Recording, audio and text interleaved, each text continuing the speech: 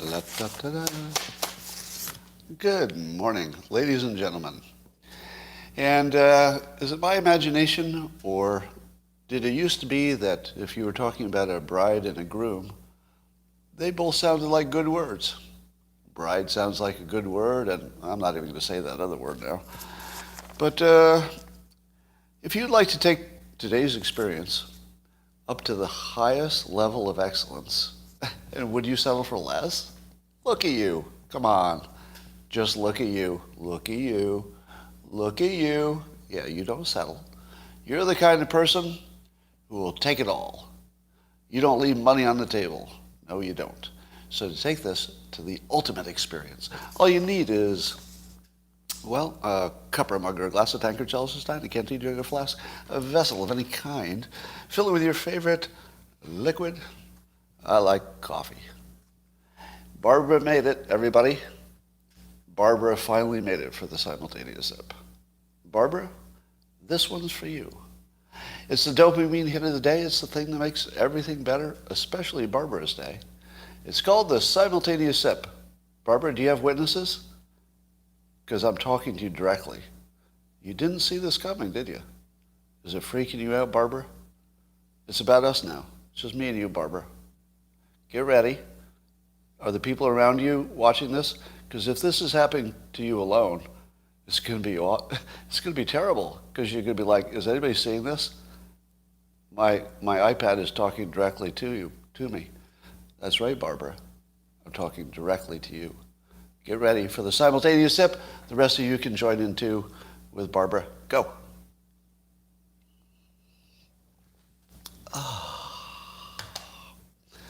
And that, ladies and gentlemen,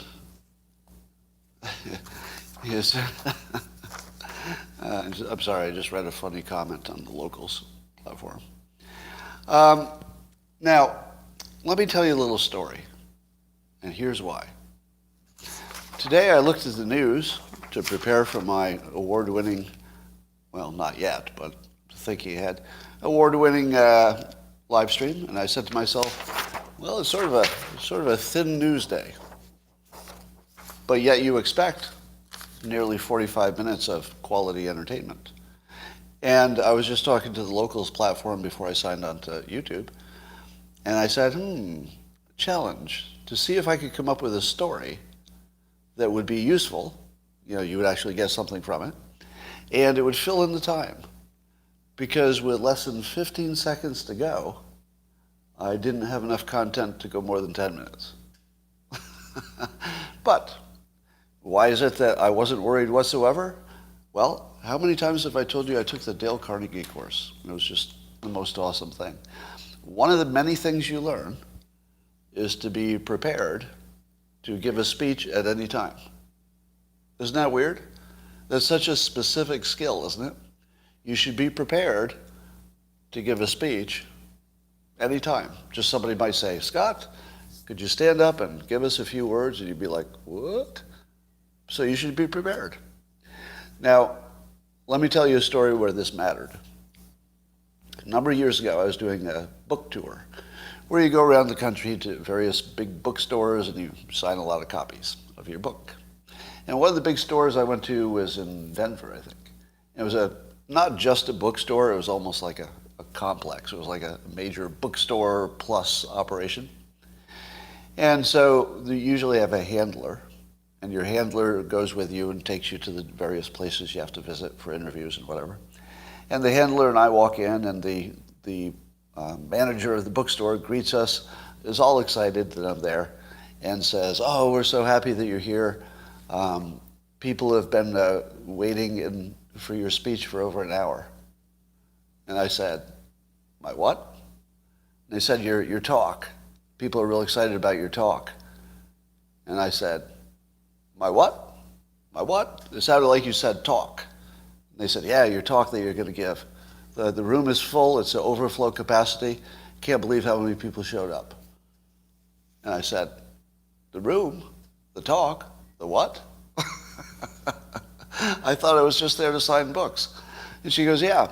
And she takes me to the room and opens the door, and there's this enormous auditorium full of people who are waiting for my talk.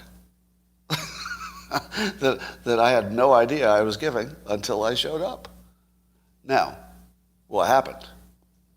Well, I may have mentioned, because I took the Dale Carnegie course, I had a speech. And so I just gave it. That was it. And so I'm demonstrating to you what I learned in the Dale Carnegie course. So because I was light on material, I always have like a little bag of stories that have some useful point to them. So my useful point is, it is really, really useful to have a little bag of stories.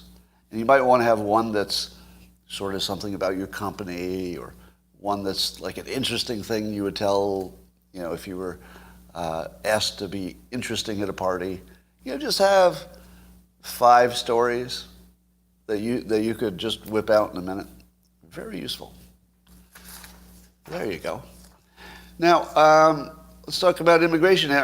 Rasmussen had a little poll, and 35% of people they polled, adult, likely voter types, support the trend of rising illegal immigration.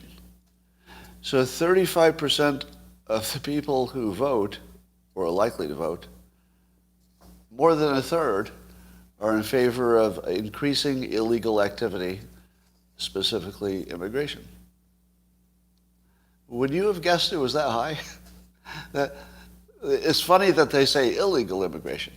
Now, if the question had been, should we increase immigration, then I could see a third of the people saying, yeah, in my opinion, we should have more immigration. I could understand somebody having that opinion.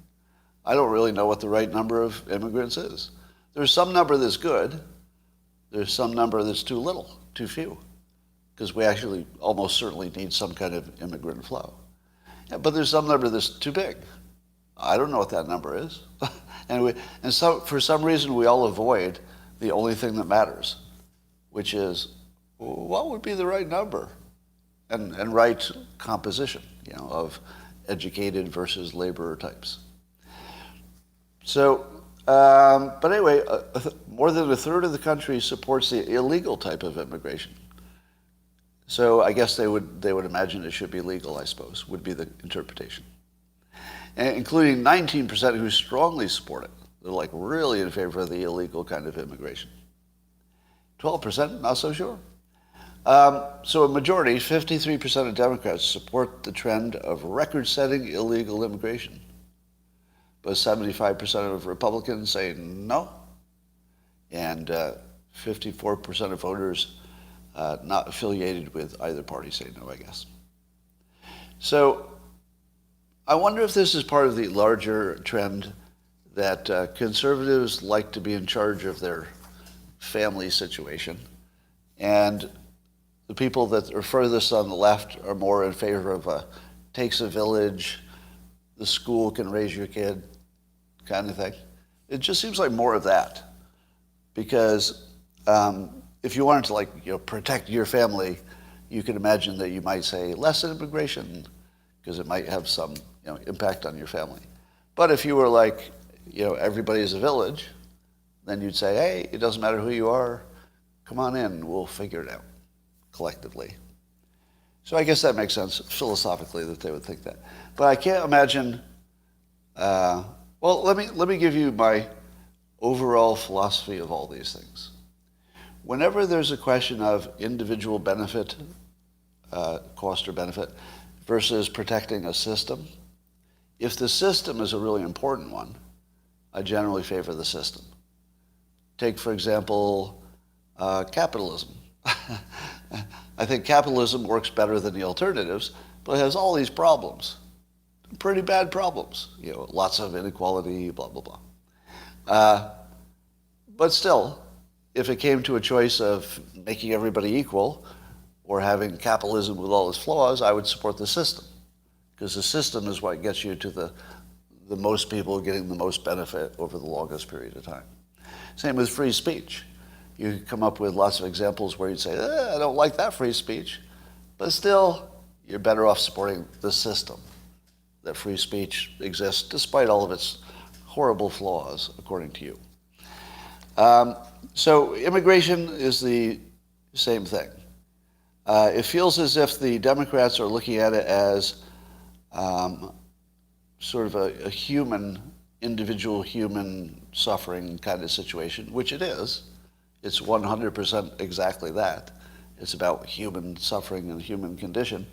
But if you take the very, and I have respect for the position, if you have the empathy that you can't release yourself from caring about the individuals and saying, if they can make it to the border, let's just do what we can to help them. That's great empathy. And as a human being, I would actually probably quite appreciate you. You're the kind of person I would want as a friend, that you have that much empathy, that you really can't see the system beyond the individual suffering.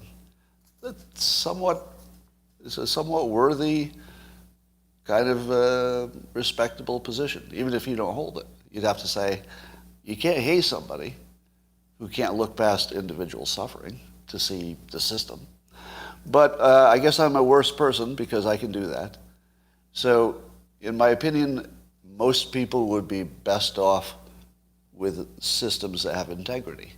So I'd like to see the immigration system work legally and effectively.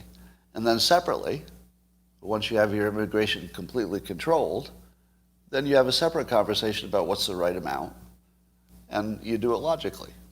You do it in the way that supports the most benefit for the most people, which almost certainly would be America first. In other words, keeping America strong has a ripple effect of protecting the entire continent, right? Don't you think South America is better off because the United States is strong? Like, you don't even need much of a military in South America, because who's going to attack South America? Like, nobody's going to take a run on South America because America is so strong. So it's hard to separate what is good for America and its strength and how that benefits other countries. Is Japan better off for having an American defensive umbrella over there? Probably. All right. Breaking news. Maybe it's already happened, but apparently Elon Musk has gotten further than we imagined, or some imagined, and he's raised the money, and it looks like they could make a deal, Twitter and Elon Musk, today. So there might actually be an announcement today that Elon Musk is buying Twitter, and it's going through. Now, I'm a little skeptical. It seems a little too easy. Were any of you expecting it to be this easy?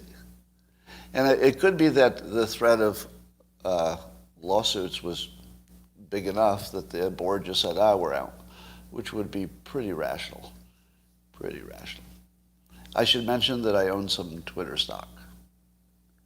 So I guess it would be good for me if he buys it. Although I would have held it longer than, that. But, yeah.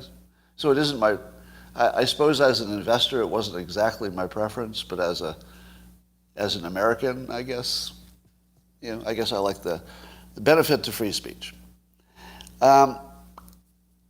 Speaking of Elon Musk, it makes me think of Bill Gates. There's a meme that's being fact-checked, so Reuters, Facts, and others are saying it's not true, and the photo has been doctored. There's a photo of Bill Gates crossing the street in which he has enormous breasts. Now, I'm not talking about his just unflattering photos that you've seen. I'm talking about actually photoshopped gigantic breasts. And and Reuters felt the need to fact-check that, because there would be some people who imagined he had transitioned and he had enormous breasts. But it's not true. It is not true. He has only average-sized breasts. So if you thought that Bill Gates had enormous breasts, totally untrue. They're larger than average. They're healthy-sized. All right. Speaking of freedom, once Elon Musk buys Twitter and returns free speech to all of us, which I think we would all applaud, I think the first order of business is he should ban Disney from the platform. Because I love free speech, but fuck Disney, am I right? I mean, fuck those guys. So I do like free speech, but with the exception of stuff I don't like. So I will make an exception. So I have been convinced by the people on the internet who have made a good argument. And lots of times I don't change my mind. I don't change my mind. But this is one of those cases where when you're faced with a superior argument, I think you have to fold to it. And so the argument I've been presented with the last several days is that, yeah, free speech is great unless it's something you really, really don't like. And then it starts interfering with the actual workings of the government. And if your free speech is the kind that actually matters, the kind that would change something, that's extra dangerous. So the kind of speech that I think free speech should allow is the kind that agrees with all of my personal views, but beyond that, I'd really like to see stuff banned. So I'm hoping Elon Musk will just start banning the stuff I don't like, because otherwise I don't think I could support this. As a stockholder, I'd have to vote against it. I need him in there banning shit I don't want, because if people start giving their opinions, then things will happen I don't like, and that would be weak. And I don't want to be weak. So I want to be strong and violate the Constitution for things that I like and things I want. Okay, some of you can't even tell when I'm kidding, can you? How many of you don't know that I'm not serious? Raise your hand. Come on, raise your hand. All right. Well, I am hearing some terrible arguments about the Disney thing, but are you all bored with that? Is everybody done with the Disney story?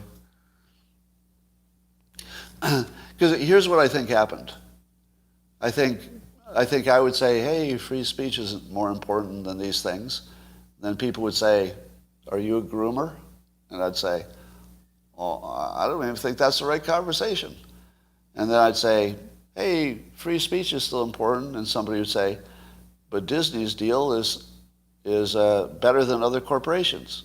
And I'd say, well, I don't even think that's the topic.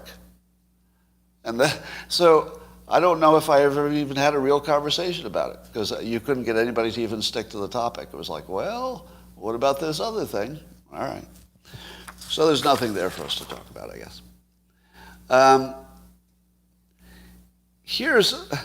But let me give you one useful, let's say, lesson. A micro lesson on analysis. And this is probably the most important thing that economists or people trained in that, or people who have business training, get right, that people who don't have that kind of training get wrong and don't know that it's wrong. And it's what I call the comparison problem. If you compare the wrong things, you're obviously going to come to a wrong conclusion, right? So one of the things that I heard the most, but only from people who don't have good comparison skills, is that Disney was getting a sweetheart deal compared to other corporations, and why should they get like the extra deal? That's not the right comparison. If you're comparing Disney to any other corporation, that's completely nonsensical. You might as well compare them to a grapefruit. Well, a grapefruit doesn't get a good deal, so why does Disney? It wouldn't make any sense. Just because they're a corporation and something else is a corporation, that doesn't mean they should be compared for everything. Here's the comparison you should make. How many gigantic corporations who could credibly go to a state and say, we can bring in 60,000 employees and millions of travelers to your state, which you want to be a destination for travel, so our business is right on point with what you want to be. It will bring in gigantic revenue for you, and what we would like in return for the efficiency of building it, primarily just for efficiency, so that you and I can get our benefits as soon as possible. How about we have some autonomy, and that autonomy will have a certain length deal. In the beginning, this will be like really good for us, but also really good for you, because you're getting all this economic development. So, and on and on. So the correct comparison is this: Disney and what they asked Florida for compared to the other company that asked Florida for the same thing and could offer the same benefit in return. That's the only comparison. If you compared anything else, then you're not well trained in comparing. Because if Florida would have said no to another company that offered something similarly as awesome, well, then you'd say, okay, well, why is Disney getting the special deal? If somebody else made the same offer, shouldn't they get the same consideration? And the answer is yes. Yes, they should.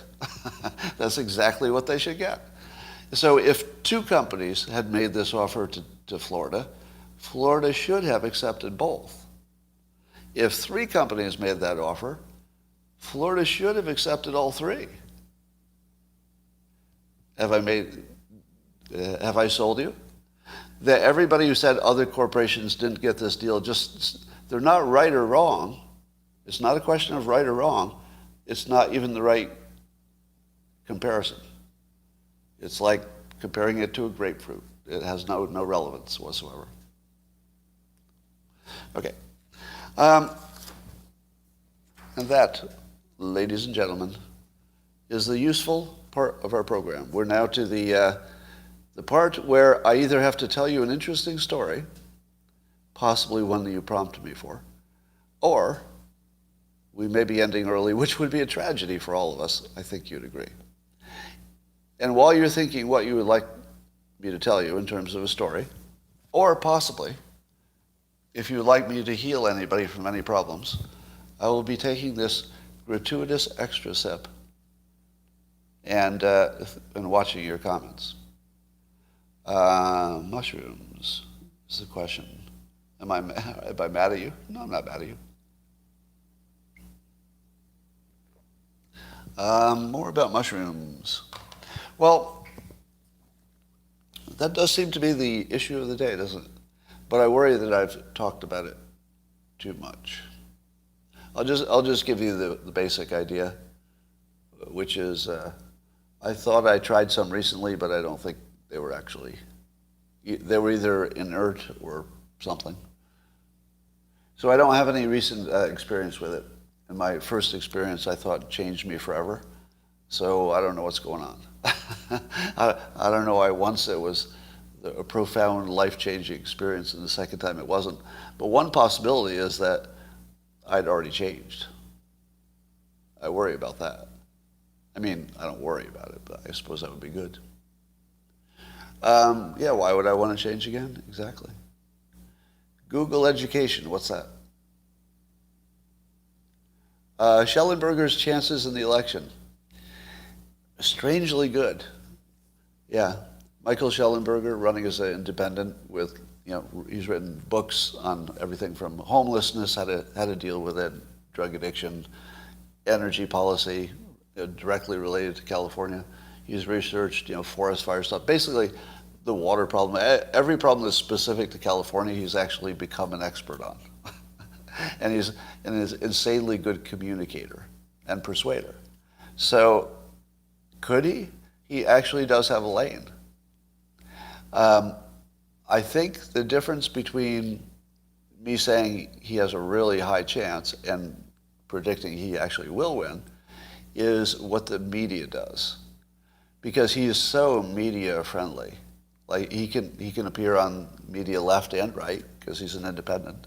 So he's not locked down of either media. Think about that. Just think about that. Who was the last person who was smart enough to figure out how to stake out a position in which CNN and Fox News would both be equally happy to have you as a guest? Name one other person who has accomplished that. Can you? No. Oh, Andrew Yang, okay. Well, Trump for a while, and then he even gave up. Arnold, actually Arnold's pretty good. Arnold is good. All right, so I guess there are a few. But Mark Cuban, but, he's not as political as he could be. Yeah, Elon Musk, right, but they're not political, remember. So I'm talking about somebody actually running for office who would be just as desired on the left and right. And here's the reason. What makes news is not just doing something well. That's not news, because people are doing things at various levels of quality all the time. They can't all be news. What's news is somebody does something a different way. And that's the thing he's got. And the different way is so obviously superior. It's a different way that literally nobody can argue with. Like, what would be the argument against him having a deep knowledge and best-selling books on exactly the topic that you're trying to solve? Now, you could argue you don't like his solution, but you can't argue against that being a better process, like having somebody who's really shown by his own production, the work he's produced, and the activism. I mean, he's been directly on the streets working on fentanyl and stuff. So if you were to design a perfect candidate, that candidate would be, you know, tall and good looking and have great hair, check. Those things shouldn't matter, right? It shouldn't matter that you're tall and good looking and you have great hair. But it does. It does. Sorry. It does. Probably one of the best communicators that I've ever seen as a politician. He's got that. So now combine just those two things. If that's all you had, if all you had was the look and you were one of the best communicators anybody had ever seen, you'd probably get elected to stuff, right? But on top of that, he already demonstrated by writing several best-selling books a deep knowledge of everything from, climate change and energy and nuclear power, homelessness, addiction, literally exactly the issues that the state is dealing with. Nobody's ever put together a talent stack like that. So if you ever saw if anybody writes stories, if this ever happens, if the media ever says, what does a perfect politician look like? If you were going to build one, the only thing he doesn't have is a ethnic signature that California might want. He doesn't have the ethnicity or the gender or whatever it takes. Do you think that will be held against him? Probably. Probably. But here's the thing. He's not a Republican. I think it would definitely be held against him if he were a Republican. But remember, Gavin Newsom is the most popular candidate in the state, which doesn't seem to make sense, does it? But the reason Gavin Newsom can be a good-looking white guy with good hair and still be popular in California is because he's so pro the things that people want. And Shellenberger has like a better version of that. He is pro what the people want with a demonstrated base of understanding that says he knows how to get it. That's even stronger. If he can sell that, and he's probably one of the few people who could, because he has those skills. So if you see like a major, here would be the turning point. If you saw a major media piece, let's say Wall Street Journal, New York Times, describing how he's running the process, and also maybe some of his policies for those specific things. If you see that, it means that the major media is now paying attention. And the way it works is you need at least one major publication to say something is the right frame or is the right story, and then all the others just fall in line. Stories don't make themselves. Stories are made by the big publications. And then everybody else says, well, that's the story. Because there are a million things you could talk about, but the big publications tell you what you will talk about, because everybody falls in line, right? So there's the canary in the coal mine for you. If you see something like New York Times, like a real profile that's positive, or Wall Street Journal or Washington Post, I guess. So if you see any of those three, maybe some of the other media doing a major piece and they talk about how he's doing it instead of a hit piece, which you normally see, or a love letter. I mean, if they're just objective about it, then I think he's going to be president. You know, I'm not sure how many of you would have guessed that Arnold Schwarzenegger would be, you know, governor of California, or Ronald Reagan. You know, we do like entertainers, but we also are willing, we meaning California, we're willing to look at anything that looks like a good deal in the end. You know, I'm not, you know, as much as I and other people say, oh, it's about your ethnicity because everybody's woke in California, or it's about your gender or whatever. Even though it largely is, all of that goes away if the candidate is good enough. It just all melts away. Because that's what Gavin Newsom did. I mean, all of that stuff didn't matter to him because he was a good enough candidate. That's all you need. And Schwarzenegger, too.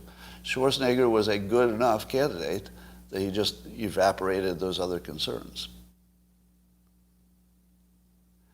So if all newspapers support them, we'll all fall in line? No. That's the so-tell for cognitive dissonance. It's been a while since I mentioned it, so some of you are new. When you see somebody mischaracterize what you just said, starting with the word so you're saying that all lizards can fly. Whatever comes after that word so will definitely not be what you're saying. And it's a sign that the person, their own argument is falling apart. So when somebody responds with a so, you've already won. You could actually just walk away and go, oh, well, there it is. Victory. There's the so. And the first time I ever tell you that, you think, what? You can actually tell when you've won an argument by that one word? Really? Really? That one word, you put it in front of a sentence, and that's all it takes? You don't even need to know what the rest of the sentence is, Scott? Seriously? Yes. Yes, seriously. When you start looking for it, you'll see it so clearly. Yeah. All of this, so what you're saying is a guarantee that you just won the argument. Because, and here's why. If somebody still had an argument, they would have used it. They wouldn't have to mischaracterize what you're saying. They would simply use what you're saying and say, well, here's why the thing you're saying doesn't make sense, if they had an argument. Otherwise, they go, so what you're saying is that even Hitler would be okay as your roommate. Is that what you're saying? No, nobody's saying that. No.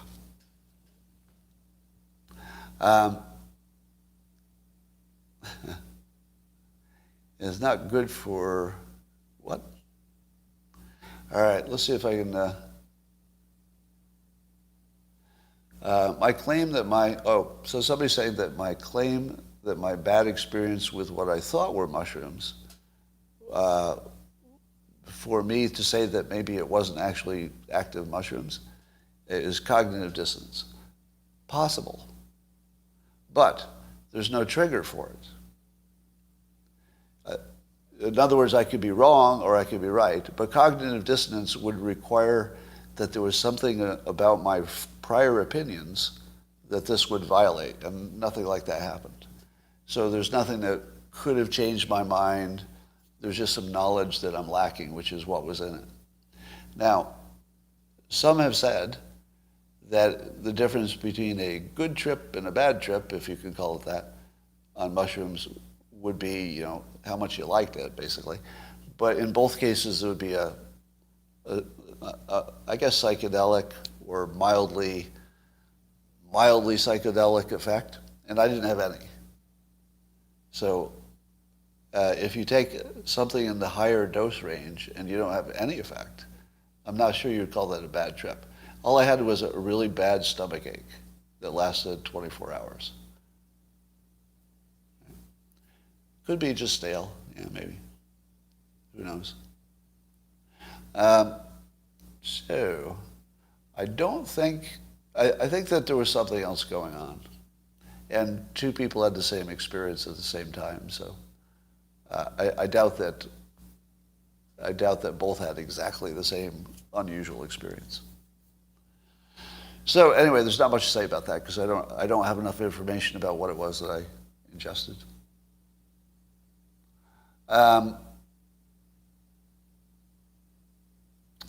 it wasn't microdosing.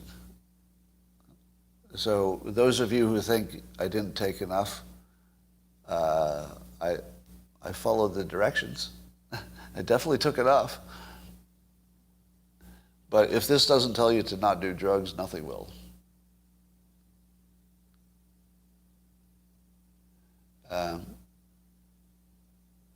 It's interesting, the variety of experiences people have had. It's really interesting. Yeah, so apparently people have had experiences all over the place. But I suspect it's because I think we're thinking that the difference is in us, and I think that's probably an illusion. Because there's no quality control for this particular illegal drug. So if there's no quality control, it probably has more to do with the product than some state you're in. So my guess is that you could be in a bad state and it would put you in a good mood if you got the good stuff. And if you were in a bad mood and you got the bad stuff, you'd think it was because of your mood, but maybe it was just a bad bag of stuff. Who knows? Who knows? What do you think of woke corporations? Well, isn't today's wokeness tomorrow's, let's say, on the same side of history? It's hard to look at stuff in the present because all that matters is how we're going to look at it in a year or 10 years. And, you know, I try to take myself back and say, okay, what would it have been like when corporations were saying, we're going to try to make sure we have more diversity? Today that sounds pretty routine, doesn't it? It sounds pretty, well, that's just normal. Why wouldn't they? It's good for them, good for the public. Yeah, they should put some effort into that. Let's give us some diversity. Now, if you go too hard on that, you know, it's just discrimination. But there's probably some way to do it that's only a little bit discriminatory, but gets you some benefits, maybe. So if you look at that, if you looked at it when it was happening, it just looked like wokeness gone too far, because I was in the middle of it when it did happen. I lost 2 jobs because I was a white male. So when that happened, I said to myself, well, that's terrible. It's an overreaction. Why are these companies being forced to be so woke? And, you know, why can't I just do a good job and get promoted for my abilities? You know, why did my ethnicity have to even be an issue? So that's what I thought at the time. But because of those and other efforts, corporations are more diverse than they used to be. And so you look at it with now an historical view of it, and even I, who, as I said, lost 2 jobs for being a white guy, and I was told that directly by my bosses, by the way, at a large bank and then at the phone company. So I'm not guessing. You know, it's not a conspiracy theory. My boss in both places said, sorry, we won't be able to promote you because you're white and male. I hated it. But now I look at it, 30 years of distance in the past, and I say to myself, I don't know.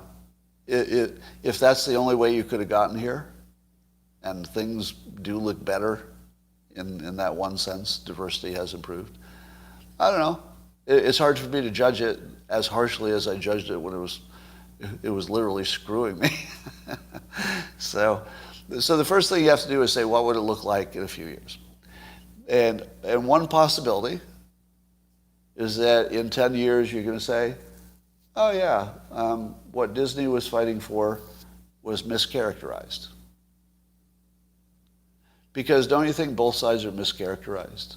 When you look at the Disney thing and DeSantis and the don't say gay, both sides mischaracterize the other one's point, right? That's why it's just a stupid debate. It's really just power.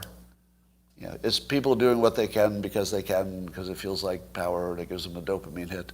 But basically, it's just 2 liars facing off with each other. It's hard for me to take sides with liars. Sometimes you have to. I know what you're going to say. Sometimes you have to. But I don't like to do it if I can avoid it. Like, even if the liar is on my side, I don't really want to side with a liar. Not really. But it's entirely possible that the only way DeSantis can prevail and the people on their side is to, let's say, exaggerate what's going on. Exaggeration is persuasion, and I'm always in favor of persuasion for a good point. So, there's this line where you go from hyperbole to just flat out lying, and this whole topic is just, to me, it looks like people lying to each other. So I feel a little bit like the only part I want to talk about is freedom of speech. And that's why people keep getting mad at me, because I'm not dealing with the issue. And the reason I'm not is because it's just two sides lying. What am I going to add to that? There's nothing to add to that. Just stay away from it. Run away. Now, but the only thing I would add is that if you think that Disney is trying to hurt your children, what the hell? They're not trying to hurt. I think I can say this with great certainty. That Disney's intention is not to hurt children. They have a different opinion of what it looks like to help them, I guess, and help everybody else. It's just a difference of opinion.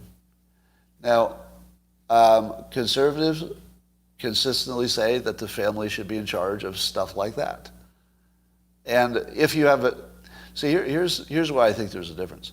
Conservatives are so strong family-oriented that once you start with the assumption, okay, start with a strong family, and then does it make sense that the family has more decision-making and influence than the school? Well, yes, it does. If you start with the assumption of a strong family, then other assumptions follow from that. But if you're, let's say, on the left, and you don't have an assumption that strong families are necessary or even needed, then it doesn't make sense that families have the power. Because if you're a weak family structure, there's sort of nobody to make the right decision, no way to make it stick. You might as well let the school do it. Now, the second question is, if the school is going to do it, whatever it is, how do they do it right as opposed to making things worse? So here's where I think you need to understand the decision. If you think there's a right and a wrong decision on this families deciding versus the schools deciding what to tell kids, there's no right or wrong. There's only what's right for some types of families. If you have a strong family structure and two capable parents, then it's absolutely better for the family to inform the kids. Would everybody agree with that statement so far? That so far, if you have a capable parental structure, they should have the maximum amount of control over the children. That's the best outcome, because they're really capable. By definition, that's the setup. But now let me change it. Let's say you've got one parent, doesn't matter the gender, you've got one parent, it wasn't anybody's fault, maybe, things happen. Parent is overworked, isn't good at communicating, isn't comfortable with some topics, maybe doesn't even understand some topics, and really can't educate the kid. Can't educate them right, can't educate them wrong, just can't. Just doesn't have the capability. What is the best situation for that person? Is it the best situation for that kid to be educated by that one parent who doesn't have any ability to get it right? I'm not judging, right? This is not, don't interpret this as racial or anything else. Just some parents are better than other parents across all types. So in a situation where you have a completely useless parent, I don't know, would the school do a worse job of raising the kid? Who's ever studied that? And how do you know if that parent is so bad? So when I say I agree with conservatives about the parents making the choice, I do, but you have to understand that's only good for people with strong family belief structures and willing to really make that work. It's definitely better for them. But one size doesn't fit all. So you can see why people who have seen the other kind of life where the family structure is just broken everywhere, you can see why they'd say, let the school do it. because there's no family to do anything here. I can see that. But as a system, which is better? The system that's better is that the parents do it if they demand it. That's the better system. So, ultimately it's going to be down to power. So whoever has the most power will win, and it looks like DeSantis is probably going to win. So that's how the system works. All right. What percent of parents are completely useless? Good question. I will put that to the audience. What percentage of parents would you say are above the line of capable? Wherever, above the line of capable. All right, so this will be the capable number, not the incapable. How many are capable? Somebody's saying 75% of parents are capable, but others 30%. See, that probably informs your opinion of who should be in charge, right? If you thought only 25% of parents were even capable, you might lean toward, well, let the school do it, because you don't want to ruin 75% of kids. Yeah, and I guess we don't know, and everybody would have a different idea of what capable looks like, etc. But I'll tell you, my observation is that the school raises your kid no matter what. So that I guess part of the reason that I'm a little less engaged in this topic is that if you've observed children at all, if they go to school, if they go to public school, because that's a separate option, right? A lot of people would like to have their option of taking them to a private school or a different school. But if they go to public school, the school raises your kid.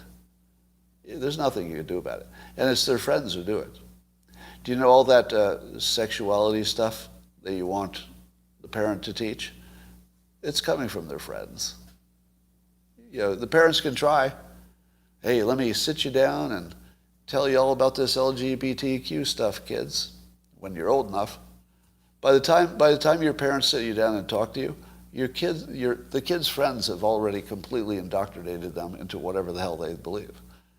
Now, the good news is that the whole LGBTQ thing is very accepted in the younger generation. So it's almost a non-issue. It's more like a curiosity, but it's not like a judgment sort of thing for them. Where did they get that? Did they get that from the school? Did they get that from their parents? No. Most parents don't say anything. Most schools don't say anything, except, I'll give you an example. When I went to school a million years ago, we had an art teacher who was, I'm going to say, obviously gay. Could I be wrong? Yeah, I suppose. I could have been wrong, and everybody in the town could have been wrong, and that fine young man that he lived with could have been just a friend. Maybe. But trust me on this, I had a gay art teacher. Now, this was well before wokeness. But I have to say it probably normalized it for me, just by example. Just the fact that he existed, and he wasn't fired for it. People made unkind remarks behind his back, of course, in those days. But I think it normalized it. So you have to be sort of humble about what a parent can even do to a kid.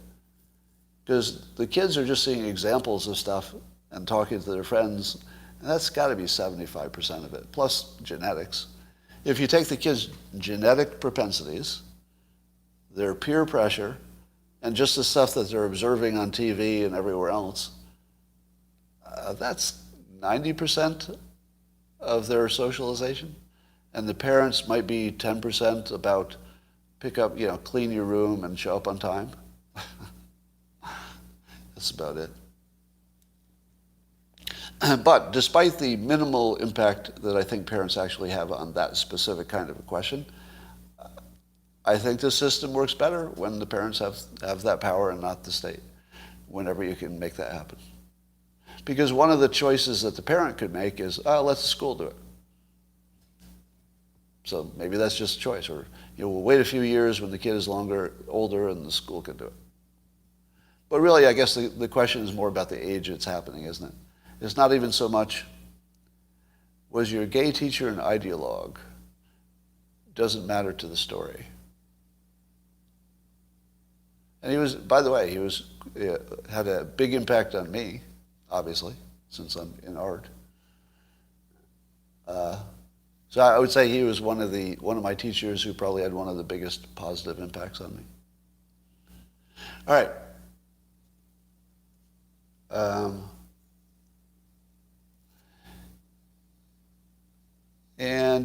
Let's see. Let's talk about Ukraine. Have you noticed that the Ukraine story starting to turn into, well, those Ukrainians might be able to destroy enough Soviet-era weapons that the Russians are using that the Ukrainians could actually win. So the major media is starting to suggest that those Ukrainians have pretty good weapons and they're getting trained in new weapon systems that maybe we don't know all the details about, and that the Russians are being at least stopped or repelled. Now, here's the interesting thing about the Ukraine situation to me. And I hate the fact that war is interesting, but I can't help it. The outcome is going to depend on tipping points, meaning that there's going to be a whole bunch of stuff in the context of war that gets really close to a failure point but doesn't necessarily fail. But if any one of those things that is like coming right to the failure point fails, then you have a result. For example, how much equipment could Russia lose as a percentage of its, let's say, big equipment before it wouldn't be functional? 25%? Because it might have lost 25% already. 40%? If they lost 40% of their big equipment, would they say, uh-oh, we're going to lose all of it if we just keep doing this? Like at what point would they say, we have not gained any territory and we're now down to only 60% of our army or whatever. So Ukraine might actually be close to some kind of a tipping point militarily. Maybe. Now what about supply lines? We never hear about the Ukrainian supply lines, do we? We only hear that there are problems with the Russian supply lines. Could be because the locals are providing food and channels to get it, etc. Who knows? But both of those are near a tipping point. There's got to be a tipping point where one of the armies will run out of fuel. One of them runs out of bullets, runs out of, probably not bullets, but runs out of food. There's got to be a tipping point, right? And how many drones would it take before Ukraine is clearly going to win? Well, they've got several hundred coming. Is that enough? I actually think several hundred could be close to a tipping point. If it were 10,000, I'd say, okay, that's enough. They're going to win if they were trained to use them and they were deployed. It's not going to be 10,000, but it might be 1,000. If you had 1,000 good drones and let's say 50 of them were reusable types, not suicide types, I feel like that would push it over the tipping point. So anyone who says that there's some obvious way that this is going to go, I think that's the worst prediction. The worst prediction is that anything obvious is going to happen, because it's all about these little tipping points, and none of those are predictable. Yeah, any one of those could go and just collapse the whole situation. Can you get a micro lesson on flirting? Okay. All right, I'll give you a micro lesson on flirting. Do everything you can to not have to. So if you're flirting, and that's the way you're going to win, if that's all you got, you're probably already lost. A better strategy would be to work on your fitness and your style and make sure your haircut and your skin looks good, and you're doing everything you can to present yourself as something that somebody would want. Because if you do that, then flirting can be reduced to, hi, I'm Bob. That's it. If you get the big stuff right, The flirting is just hi, smile, make eye contact. Uh, do you know how a woman can flirt? Let me tell you how a woman can flirt. Uh, I'm going to give you my impression, which will be horrifying. This is going to be horrifying. My impression of a woman flirting with maximum, like just full force. This is full-on flirting. Hi. That's it. Done. Direct eye contact and a smile. You're done. Almost every guy will think, I think she's into me. I remember for a time my local grocery store was forcing the employees to act extra nice to the customers. It was like a corporate thing. So you'd go in there and they'd be like, how are you? You know, nice day. And it was like a little over the top. Not long after that, they never could hire an attractive female cashier. Do you know why? Because it felt like they were hitting on you. And I think that they probably all got hit on back. Because so if the 65-year-old guy with weird hair at the cash register says, hey, how you doing? You just think he's friendly. But if the 28-year-old, attractive-looking woman looks at you directly and says, hi, how's your day? Do you know what every guy thinks? I think she's into me a little bit. That feels like flirting, and it probably was a problem. So basically, the attractive female cashier demographic just disappeared from that store and never came back. I don't know why, unless it was that. Now, men, of course, would be harder to flirt. But like I said, you just have to present yourself as confident, primarily, have a job and a gym membership. You're done, right? Be confident, have a job, and a gym membership.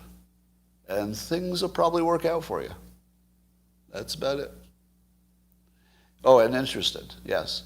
Well, the best way to show interest is to be interested, to ask people about their situation, especially if it's a bad situation. If you show empathy, by the way, this is the best definition of charisma. I've mentioned this before, but it's worth it again. Charisma, I heard it defined once as a combination of power plus empathy. And when you first hear that, you're like, how does that work? Why is that? And I'll explain it. If you saw somebody who had power but no empathy, in other words, they didn't care about you, they would literally be dangerous, or feel dangerous. You wouldn't want that person in charge because they don't care about you and they have all this power. That's the worst possible situation.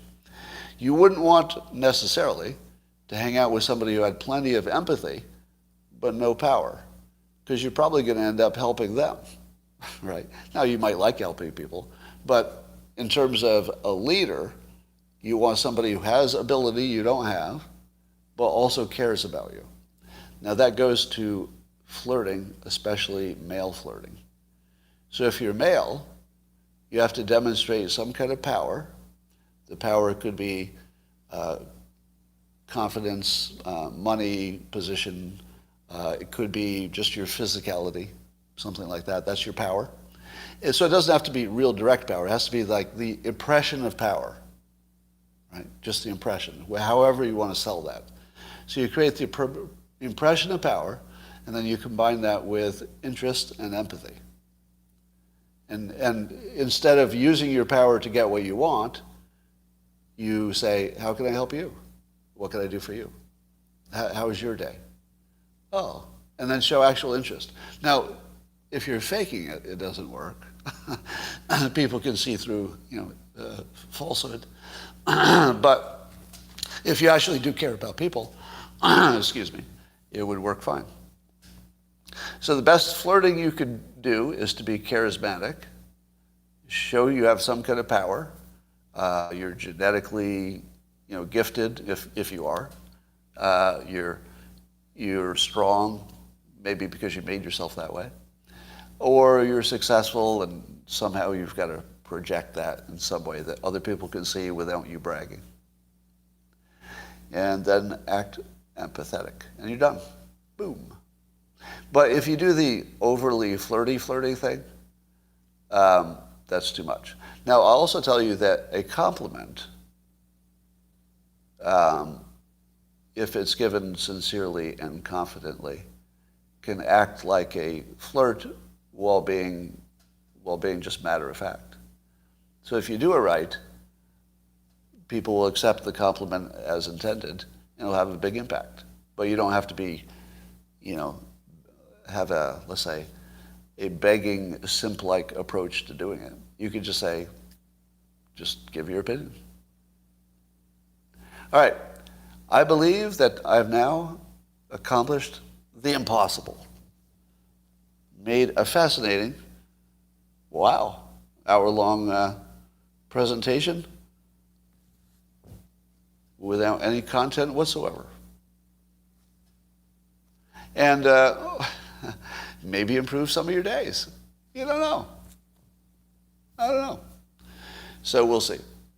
Some of you were going to say it's the best live stream ever. I know. Some don't. But I will talk to you tomorrow in any case. See you tomorrow.